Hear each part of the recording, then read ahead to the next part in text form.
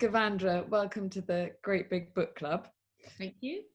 Let's dive straight in.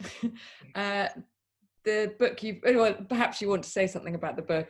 Yes, hello, I've written a book called The Consequences of Love, which is here, which is a memoir about my childhood and the job of coming to terms with my childhood as an adult, I think, is the sort of elevator pitch for the book, because I had a very chaotic and unusual childhood, which from the outside looked normal, but from the inside was very hard to deal with as a child and as a teenager and as a young adult.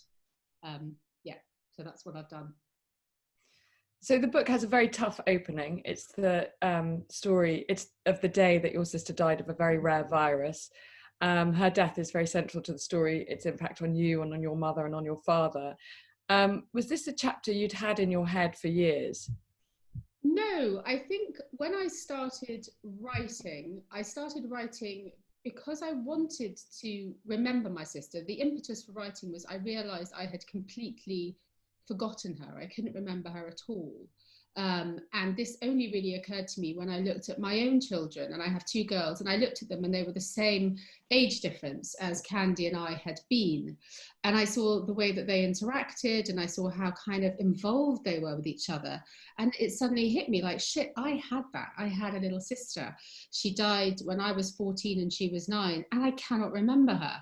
And I sort of wondered how I had got to that place in my life, and the sort of how I'd become a person that had forgotten her and the things that I had done. And so I kind of wrote in order to re-find her, because writing has always been a way that I've been able to impose order and clarity on my life. So I didn't start with writing about her death because that seemed like such a big and terrifying moment, and that was the only thing I really could remember about her. So I think I started by writing around it, and I think one of the first things I wrote about, because I wanted to understand who I was when she died, and really implicit in that was my childhood, where my father was a hairdresser but also a heroin addict and a drug dealer. And when I was a very small child, was sort of 6, 7, 8, I would go and sit with Dad and the sort of aristo junkies in the sitting room, partly out of curiosity and wanting to hang out with my dad, and partly because I was really scared, because they were always sort of passing out with fags in their in their hands, and the candles were always on, and I was just worried that the house was going to burn down. So I would wait till they all passed out after chasing the dragon, and then I would sort of step among them and kind of put out the cigarettes, blow out the candles, check the incense is all dead. And I think that was such a strong memory in my head that I started with that. I started with that moment in the writing, and I kind of worked out from there. But even writing that sort of made me feel quite sort of fizzy and strange, because I hadn't really re-engaged with my childhood very much as an adult, because I tried to become a very different sort of adult and create a very different sort of life from the one that had been my childhood. So it felt dangerous even writing about that. So I think I wanted to wait a bit before I wrote about Candy's death. And I wasn't even sure if I'd put it in the book. But the book took a long time to write. It took 5 years of sort of writing, rewriting, changing it kind of. And so it was toward the last year that section, I'd written it, but that section became the opening section of the book. And what was it like writing that chapter? You wrote it to her, you'd addressed it to her. Yeah, I addressed it to Candy. And again, that was a later choice. You know, I'd written it. It was really hard to write it. It was very emotional. And I've always found that writing gives me distance from things, allows me to kind of package them and make them safe. But in this instance, it really didn't, because it was very unprocessed emotion, to sound all kind of therapy-ish about it. But I'd never really had proper therapy about Candy dying. I'd never really talked about what it was like to stand in that room and watch her die. I'd never really kind of engaged with those memories. I'd really pushed them to the sort of bottom of my consciousness because they were so hard and so scary. And yet I was sort of frozen in that moment. So writing them I brought myself to tears many times. I found it very emotional. I found it very emotional rereading them. But the act of then addressing it to Candy, I think, came about through the writing of the book and deciding that this book was about her and was for her. So that's why it became addressed to her. And also, sort of woven into that was a passage in the book and an experience that I had that I think we're going to talk about, when I went to see an acupuncturist. And this is something I talk about in the book. And this was not for grief. You can, acupuncture is an excellent strategy for dealing with grief, but I was going because I was vain, and it was facial acupuncture for my wrinkles, because I'm getting old. And the lady who does it, I'd been to see quite a lot. She's quite, she's quite kind of woo-woo. And she didn't know about my sister. I'd never told her about my childhood. And we were standing there in the room, and she's like, there's someone with us. They're a child. They're very impatient. They smell very sweet. They love sweets, and they don't know what happened to them. Do you know who this is? And I was like, yes, no. And I sort of explained to Laura about what happened to Candy and myself. And interestingly, this is at a time when I'd started writing about her and started thinking about her. So there's a lot going on, and I don't know what happened in that room. I don't believe in ghosts, but I don't also know how the universe works. So I was like, and she said to me, what you have to do is, I have to leave this room. The energy in here is too intense for me. What you have to do is tell your sister how she died, because she doesn't know. And I was like, whoa. And in a way, that makes sense, because you're a 9-year-old child, you die suddenly in the night, you don't know what happened to you. It's awful. So I did it. I imagined telling her what happened to her. And that did feel like an important thing to do, whatever it meant, whether it was just me imagining it, I don't know what happened, but it felt like it made a shift in me, and that I was able to start addressing her. And I guess that experience sort of then made me think that I would address that whole chapter to her, because it's about her and about what happened to her, if that makes sense. Did you feel this presence as well? I don't know. Sometimes I do, sometimes I don't. The human imagination is a very powerful thing, and we find in the world what we need. And I think I really needed to re-engage with my sister and sort of reimagine her and bring her back to life, even if it's just in my head, and now in a book. And so I do definitely feel like I know her, like I'm sort of engaging with her, like she's part of my life, she's part of my family's life. We talk about her, we put photographs of her up, we celebrate her birthday every year by making this sort of crazy pink candy cake, which the kids absolutely love. But this is a very new thing for us. This is the last 4 years, because for all the rest of that time I just never spoke about her. And my husband found it very odd when we first got together. Occasionally he'd be like, oh, should we go and visit? So she has a tree in the school, in her primary school, an almond tree in Bousfield. And Mike was like, should we go and visit the tree? It's the anniversary of her death. And I'd be like, no. And he was like, why don't you talk about this stuff? And I was like, well, what would I say? What do you want me to say? So I never spoke about it. Never. And it just wasn't part of our lives. And I realized how sad that was. And also, if you kind of deny your grief, you're also, in a way, denying being able to engage with your love for people as well, because, it's an intense emotion, and grief and love are sort of the opposite sides of the same coin. So if you refuse to grieve, then you become sort of smaller in your emotional capacities, I think. It's really interesting. When I read the book, I was thinking, I wondered whether, you talk about trying to recover these lost memories, and I wondered if that was still something to come, whether you did, because at the end of the book, I don't want to spoil, but at the end of the book, you are sort of still struggling with this part of it, and I wondered if they had come back. Well, I just don't believe that that's how memory works. I don't believe that there is within me like a pop-up book where, oh, here's Candy and here's all the things that we did together. But rather, instead, what I have done is kind of an active process of trying to think about her and integrate her into my life, reading her school reports, talking to mum about her. And what has happened subsequent to the book is that people have got in touch who I sort of half knew, but who knew her, who were at school with her, who were friends with her, or who were friends with me when I was sort of 12, 13, and so would have had interactions with her. And they've had memories of me and of her together. So in a way, like I've been given more memories by other people. And so then they become my memories. And so then it's a kind of a process. Like grief is an ongoing process. It doesn't have an endpoint. And this process of re-remembering Candy will be an ongoing process, I think. But so yes, I have got more memories of her since the book's publication, because people have come to me with more memories, and that's been really lovely. And do you think it's the shock of what happened that wiped? It was a kind of a cumulative thing. Like initially, yes, I think it was massively traumatic, to watch someone die in front of your eyes, which is an upturning of all the rules of existence that we know when you're 14 years old. So it was shock, it was horror, it was sadness, which so I switched off in myself. I think I froze, I became numb at that moment.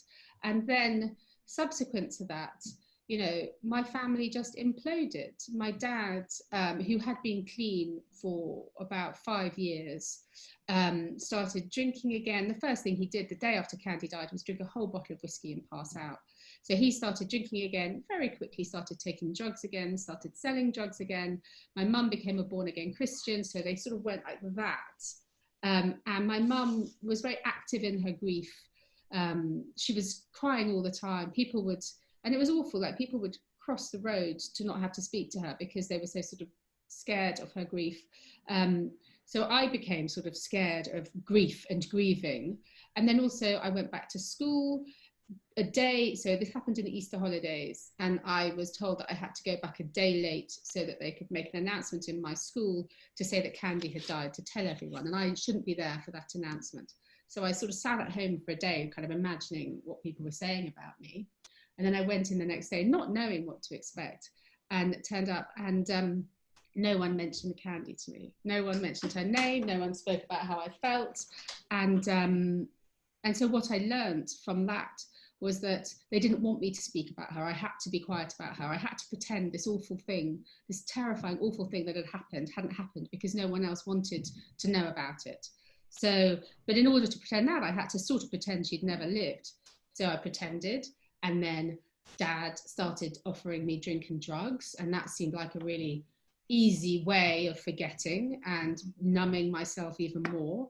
So I just sort of fell into this sort of well of oblivion, which looked fun and glamorous, and sometimes was, this is Chelsea, this is the 80s and 90s, but mostly was sort of desperate attempt to not think about what had happened to me, and to obliterate it. And I think those processes somehow kind of took Candy's memory away, or kind of buried it.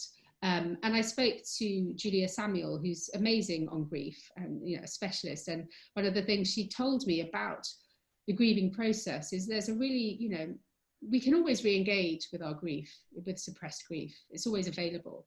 But the first sort of few weeks after someone dies is a really kind of magical moment where you can talk to people about them, you can engage with their memory, you can write about them, you can look at photographs.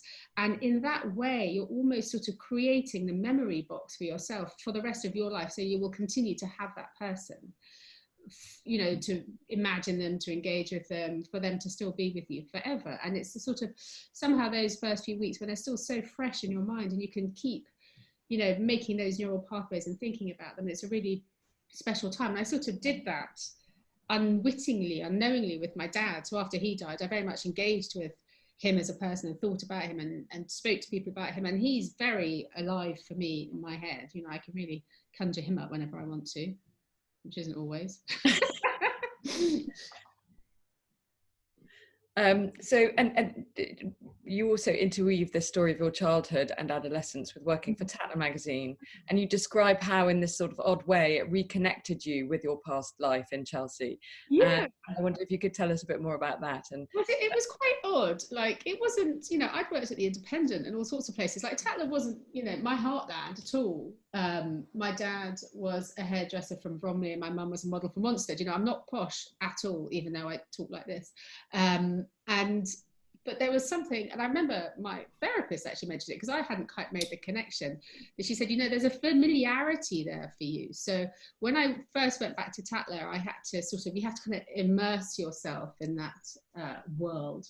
And you know, it's quite good to do it as an outsider because then you can sort of work out who this tribe is and sort of write about them in a funny way.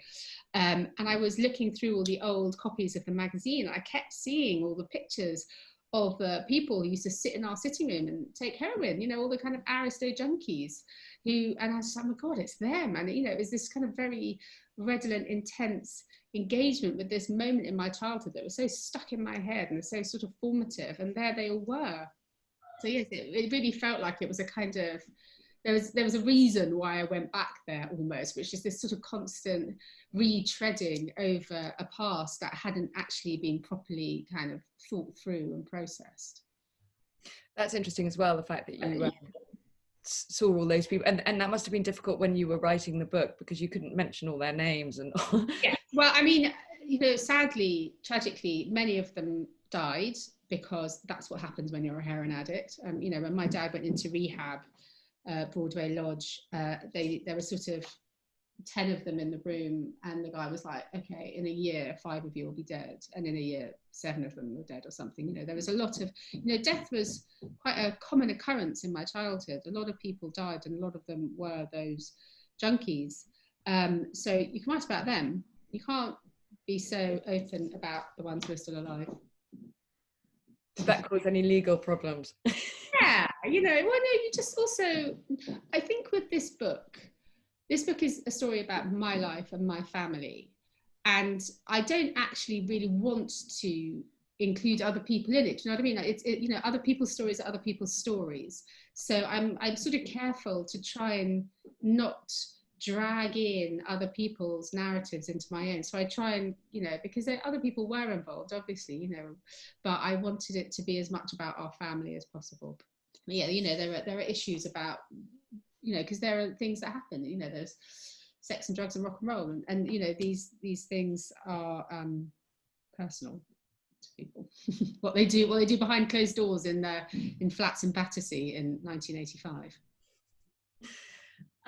Talking of that, there is a chapter in which you describe making wraps for cocaine, which your father was going to sell to pay your school fees. Yeah. And you're trying to organise the magazine pages that make the wraps in such a way to make the envelopes look nice with sort of the picture. And I've been given a job, you know.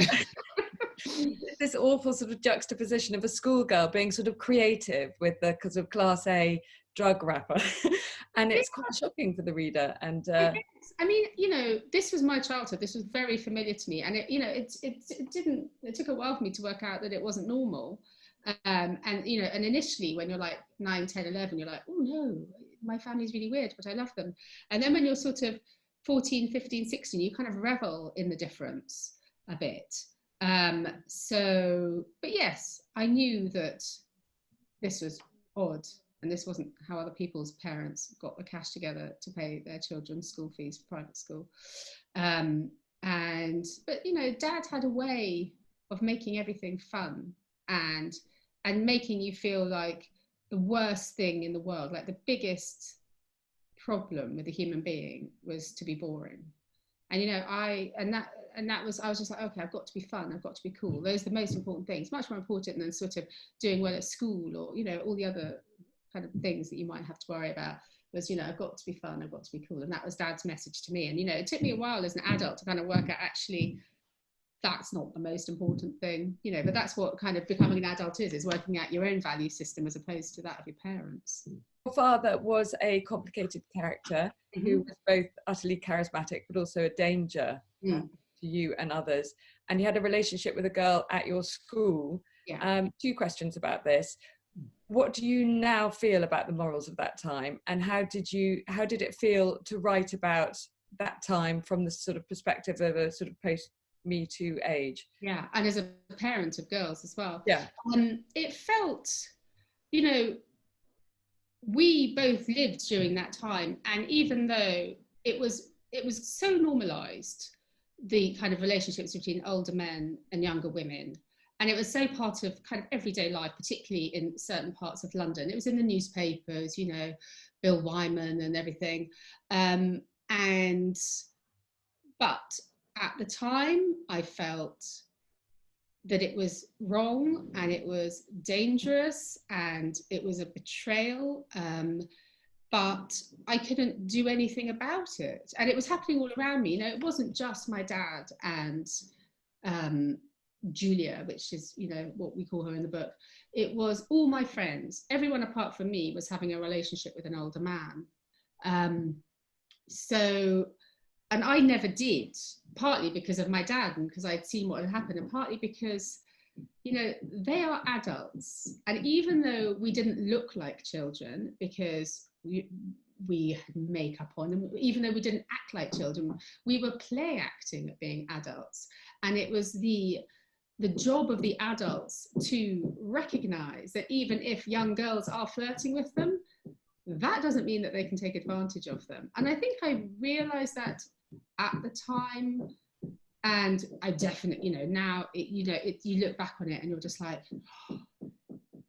But the weird thing is, it's not that long ago. You know, this whole idea that this was happening a million years ago, it's not that long ago. This was happening to people, and I'm sure it's still happening. I'm sure there's still that dynamic between older men and younger women all the time, and younger women are being taken advantage of because older men are offering them, you know, 16-year-old boys are kind of embarrassing, whereas older men are like, I'll take you for dinner, I'll buy you this, I'll buy you that, and it's sort of seductive, and it's, you know, it's, and the mind of a 15-year-old girl is an interesting place, but they are children. We can never forget that they are children. I think Dad forgot that they are children, but Dad's excuse often with this stuff was that, you know, he'd lost his daughter, and he was looking for lost little girls, and he sort of acquired them. His flat in Putney, where he moved to, was sort of full of these sort of 16, 17-year-old girls who'd run away from home or who weren't getting on with their parents, who were sleeping on his sofa, and he'd give them drugs and hang out with them and was sort of the best friend they ever had and listened to them. And, you know, in lots of ways, he behaved in a sort of, I don't know, it's not a nice way, but I mean, lots of those relationships weren't damaging. A couple were damaging. And it's really hard to unpick. And I did find it hard in the writing to sort of tread a line, because I do love my dad and I still love my dad, but I'm still really angry with him. And I think what's interesting about writing a book is that your experience becomes fixed in a moment in a way that isn't actually like life. So the way I write about my dad in this book is how I felt when I wrote the book. Like the way I feel about my dad is constantly changing. You know, like he's like, I get angry with him all over again. I want to shake him and say, well, why the hell did you do that? I talk in the book about the fact that we had this mad line drawing by Willie Fielding, which was like such a kind of part of my childhood, of this like dragon shagging this girl. But Dad loved it, and I had it up on the wall in the sitting room. And after writing this book and hearing from some people about Dad, positive and negative things about him, I was like, actually, I'm going to take that down. I'm not going to have that on the wall in the sitting room where my kids can see it, because actually, it's not okay, that those sort of sexual politics. So what's interesting is my views of my dad are constantly changing, and it's quite hard. I did find it quite hard to sort of fix how I felt about him in the book, because I'm like, you know, I might feel differently. The world might be different in 5 years' time. And yet those words are now there, and that's that. Does that make sense? Yeah, totally. There's that chapter where you talk about the reveal, where you and your mother discover that he's having a relationship with this girl at your school. And I thought that was very interesting, that you were able to go back on that in such detail. Yeah. I wondered when you also talked about how the memory was slightly different for you and from the memory your mother had of the event. And I just wondered about you talking to your mother about this, and how that felt and how those things came out. Yeah, it was very interesting, because my relationship with my mum has never been straightforward. You know, Dad was sort of fun and an extrovert, and it was sort of easy to hang out with him. My mum's an introvert. She's much more sensitive. As I say, her grief was very explicit, and I found that quite hard. So we had not spoken about a lot of this stuff, and a lot of this stuff had remained unspoken with us. Our relationship improved dramatically when I had kids. and also when my dad died, actually, sad to say. But nonetheless, even when I was writing the book, she knew I was writing it. And it was sort of this thing between us. She was like, oh, you know, what are you writing about? She was a bit nervous about it. And I was nervous of her reading it. But I always knew that part of the process would be her looking at it and our conversations subsequent to that. And that was really wonderful. And that really kind of was a shift, because she read it. It was a very emotional book for her to read. She had to take it quite slowly. I had to call her, and then she talked me through it and told me what she remembered, the things that were. So I put in most of her changes, and then we did the interview, and it just really kind of, we were able to talk about things through the medium of the book that we'd never really spoken about or been able to speak about with each other. So that was really wonderful. But then, of course, there are moments where our memories diverge, because memory is completely, you know, it's dependent on the person. You know, memory isn't truth. How I remember stuff will be different to how you remember. You know, two people in the same room will remember things differently because of who we are. So, and I think that's interesting. And I think, you know, memoir is a form that is about memory. It's not about truth. So this book is about my memories. So the places that we diverge, I thought it was just interesting to put them into the book, just so people could see, you know, people have different versions of the truth. And also, you know, even my memory of my sister's death and what happened is different to the diary entry that I wrote sort of 3 days subsequently whilst we were still in Tunisia. And I found that fascinating, that I had fixed in my head a memory of how things had happened that night. That wasn't how things had happened that night. There were subtle differences. But every time you remember something, every time you tell a story, you change it according to who you are, where you are. New sort of little memories that are accreted, memories of photographs, memories of all sorts of things. And so memories shift and change. And I thought that was an important element to have in it. And with your mother, did she, when you, was it upsetting for her to go over those times? Yeah, it was upsetting, and you know, but it was really kind of, it felt like there was a lightness to it as well. It was like letting things go as well, to finally talk about them. And you know, she said to me, because she went through the book, she told me the things that were her recollections, and then I put them all in, and then she didn't reread it until it was extracted in the Times. And she said it made her feel incredibly emotional, because she read that extract and she saw her memories of Candy and of that moment in print, and she said that made her feel, that was a kind of a wonderful and sad feeling, just to feel that her story was also being told. It wasn't just my story. And I think that was really important for me as well, because as I say, you know, if this could have just been about me and Candy and Dad, then that would have been great. But this touches on other people, and it involves their stories as well, and I want to get their stories right, and that's really important to me. So we've got 5 more minutes, so let's talk about, you went on to be very successful. You went returned. I mean, no one was reading your school reports, no one was helping you with your homework, it sounds like, but you went on to do very well in your exams, and you went to Cambridge to do classics. And I just wondered something about that. You know, what was it that sort of about this childhood that allowed you to spur yourself on?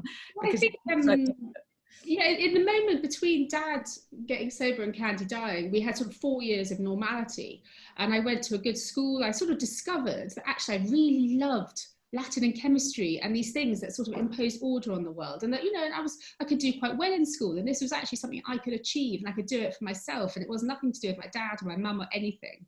And so it felt like something that I could hold on to, and I slightly lost it after Candy died.